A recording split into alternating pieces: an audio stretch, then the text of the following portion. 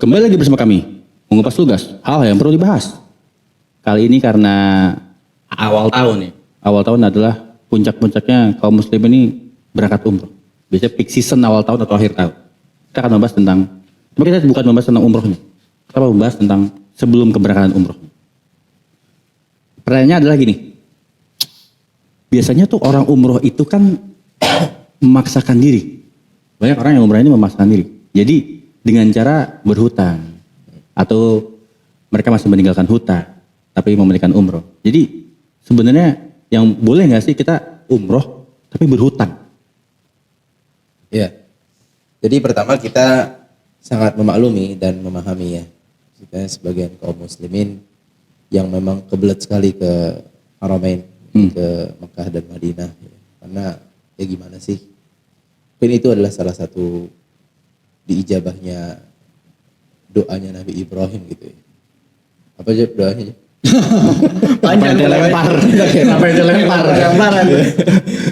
Artinya contoh. Al-afidatan minan nasi tahwi ilaihim gitu ya. Jadi karena hati manusia itu condong kepada Mekah gitu ya. Jadi ya Masya Allah, jadi mereka sangat melek akan masalah ini. Nah yang disayangkannya adalah tatkala takalluf. Takalluf itu memaksakan diri ya, seperti yang tadi ente sampaikan, sampai berhutang. Iya.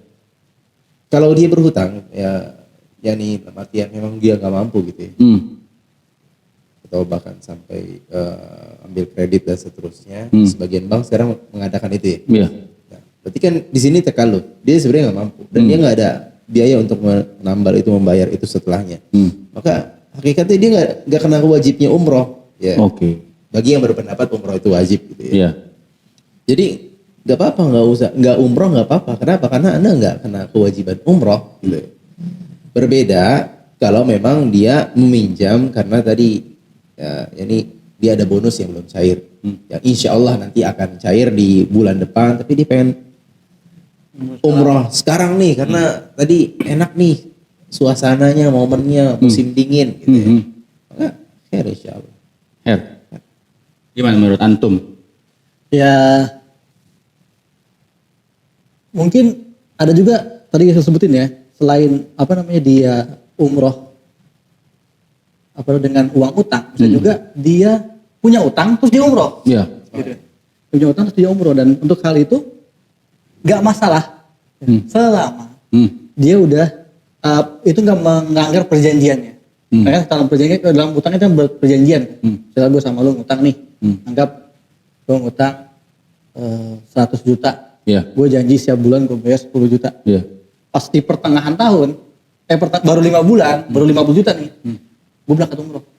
Yang lu tahu umrohnya paketnya 50 juta. Gitu. Masih kan bisa lu lunasin utang lu kan. Iya. Tapi malah gue berangkat umroh. Iya. Nah, itu sih gak masalah. Nggak masalah. Kenapa? Karena gue masih 5 bulan dan perjanjiannya sampai 10 bulan dan gue udah siapin uang buat lunasin utang itu. Iya. Nah, gue gak masalah gue berangkat umroh. Tapi kalau dia perjanjiannya gitu. udah mau habis, dia berangkat putus pulang gak nyiapin buat bayar lu, nah itu tuh yang masalah. Nganggapnya kan umroh memperkaya, jangan gitu, gak boleh. Apalagi kalau udah jatuh tempo ya. Apalagi udah jatuh tempo makin kabur lagi.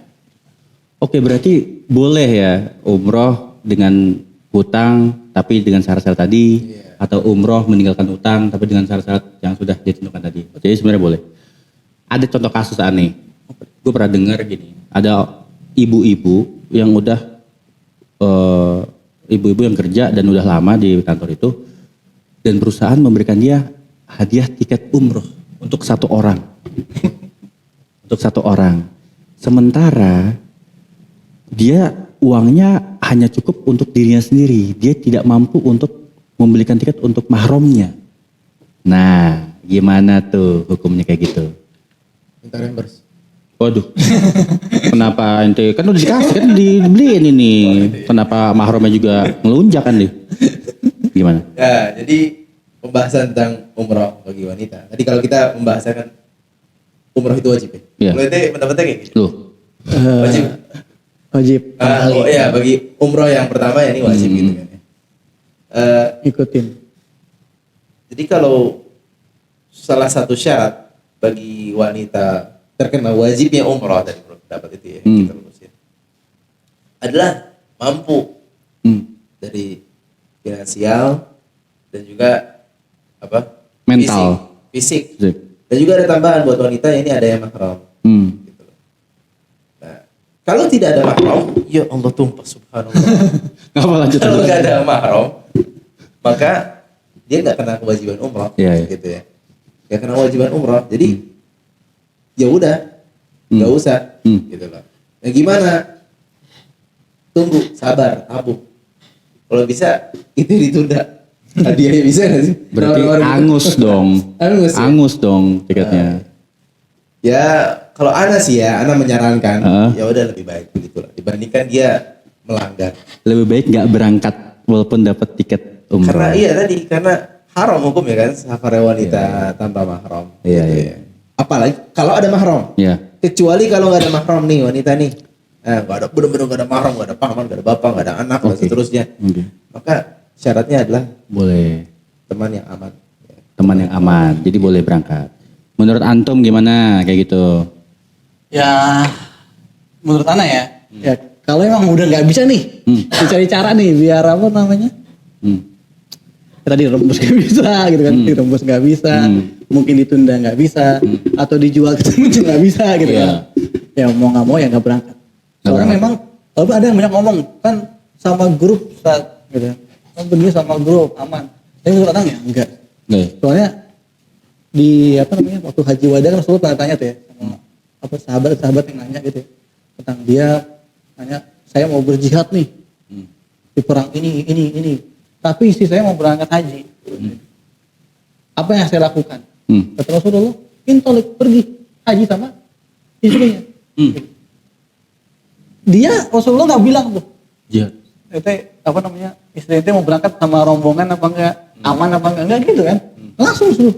Kenapa? Karena istri ini punya mahram. Oh iya. Itu dalil yang menurut jelas ya. Penting. Soreh sangat jelas tentang penting apa namanya wajibnya bersafar wanita dengan mahram kalau punya mahram. Oke, berarti mohon maaf bagi orang-orang kantoran yang punya dapat hadiah gitu ya. Kalau Anda tidak punya mahram, Anda tidak boleh berangkat. Ya, Tapi insya Allah tetap dapat pahala. Itu dapat pahala. Iya, bahkan dapat pahala insya Allah. Itu pahala umroh ya. Dapat pahala umroh. Jadi dengan dia meninggalkan itu karena mudarat yang terjadi kan mudarat bisa patrin. Iya. Ya nanti bisa tergoda di sana dengan rombongannya juga pasti ada laki-lakinya, kalau ikut jamaah umroh gitu ya. Kalaupun misalnya dia pede nggak apa namanya nggak tergoda, banyak fitnah lah di Arab Saudi sana nanti bakal banyak fitnah yang bisa terjadi yang aslinya itu kalau berangkat dengan mahram itu insya Allah lebih nggak bakal terjadi. Iya. Jadi bisa disimpulkan dengan Anda tidak berangkat, Anda tetap mendapatkan pahalanya. Insya Allah. Insya Allah. Jadi jangan bersedih. Anda ingat hadis Nabi SAW yang berbicara tentang para sahabat yang nggak ikut perang Tabuk.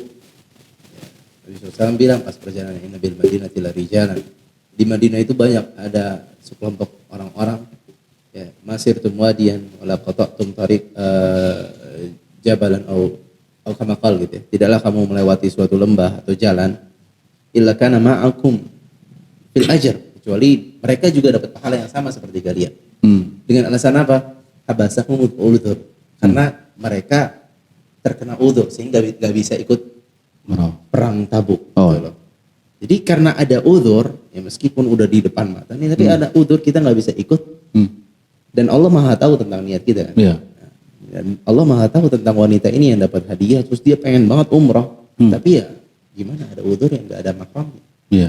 Dia dapat pahala. Insya Allah. Tapi misalnya ada kasus nih, kita punya duit mepet nih, misalnya kayak umroh itu kan 50 jutaan, 30. Tergantung paketnya. 30 lah ya, 30. 30 sama Alula. Waduh, ada itu tuh paketnya. Nah, 30-an gitu ya. Kita memilih antara umroh atau investasi. Jadi pilihannya investasi dunia atau investasi akhirat.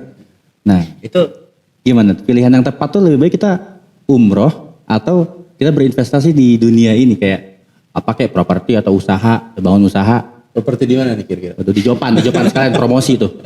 Nah, maksud gua gitu gimana tuh. Jadi lebih baik kita yang bijak tuh kita memilih yang mana? Kalau ente?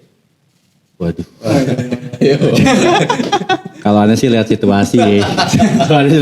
Kalau kayaknya investasi akhirat kayaknya lebih menguntungkan. Pasti menguntungkan. Iya dong. Masih. Iya, jadi- Aneh umroh. Jawaban apa nih? Jawaban apa? Jadi ya gimana keyakinan dia aja gitu ya.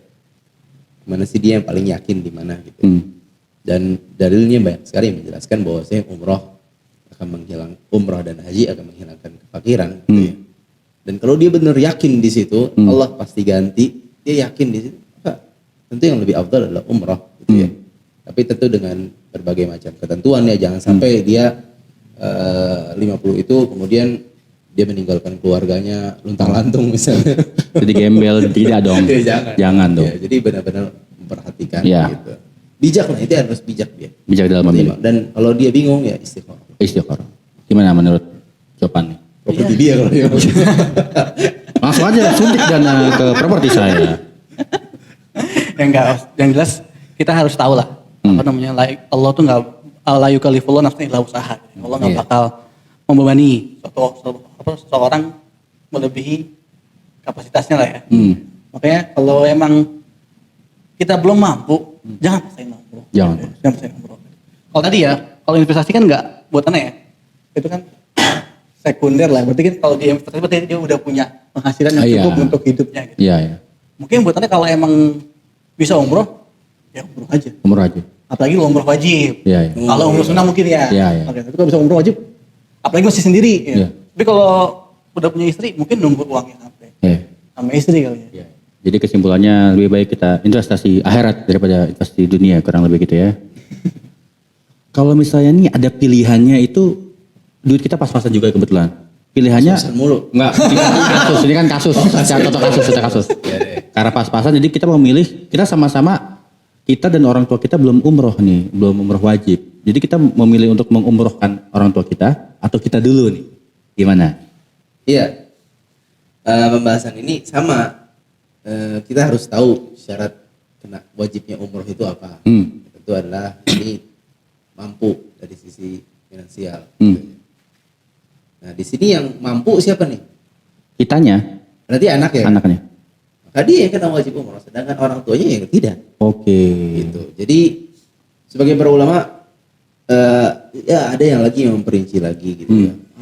Ini masuk dalam pembahasan ihtar. Ihtar itu adalah mendahulukan, memprioritaskan orang lain. Ya, ada ihtar dalam masalah dunia ini terpuji gitu ya. Datang makanan pesan restoran, anak pesan es jeruk, ente pesan es jeruk. Datangnya cuma satu. Anak prioritasin ente. Nah, ini ihtar, bagus terpuji. Nah, pembahasan ihtar dalam masalah ibadah gimana nih? Boleh enggak? Sama ente datang ke masjid ada soft pertama kosong. Gimana nih? Boleh enggak dahuluin ente? Nah, sebagian para ulama mengatakan itu makruh. Tapi ada pengecualian ihtar dalam masalah ibadah kadang diperbolehkan dalam kasus orang tua.